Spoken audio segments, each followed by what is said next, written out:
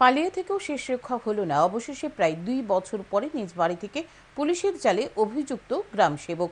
সোনামুড়া থানাধীন ধনপুর এলাকার বাসিন্দা বিশ্বজিৎ সরকার পোস্ট অফিসের আগরতলা যোগেন্দ্রনগর শাখায় গ্রাম সেবক হিসেবে নিযুক্ত ছিল। সে গ্রাহকদের অ্যাকাউন্টে টাকা জমা দেওয়ার কথা বলে প্রচুর অর্থ হাতিয়ে নেয়। অভিযোগ, গ্রাহকদের টাকা ডাকঘরে জমা দেয়নি। এই প্রতারণার ঘটনা প্রকাশ্যে আসতেই তার বিরুদ্ধে পুলিশ ফাঁড়িতে মামলা হয় 2022 সালে। অভিযোগ, মামলার পর থেকে অভিযুক্ত পলাতক।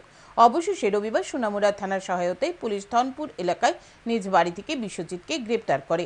পরে আগরতলায় নিয়ে আসে পুলিশ। ধৃতকে জিজ্ঞাসাবাদ চালাচ্ছে পুলিশ।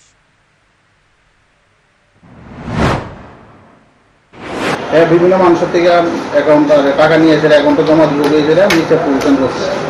তখন গত 2022-এ একটা কেস হয়েছে এর নামে। ওই কেস হওয়ার পরে অনেকে পালাই আসলো, পুলিশের কাছে সারেন্ডারও করেনি। ওই গতকাল শুভেন্দু দাস ওসি এমজি বাজার ওপি সোনামুড়া থানার সাহায্য নিয়ে ধনপুর এলাকা থেকে তার বাড়ি থেকে ওরা অ্যারেস্ট করে নিয়ে এসে আজকে এর কোর্টে পাঠানো হয়েছে। রিমান্ড চেয়েছিল, রিমান্ড এলে এর থেকে কিছু তথ্য জারি করা হয়েছে।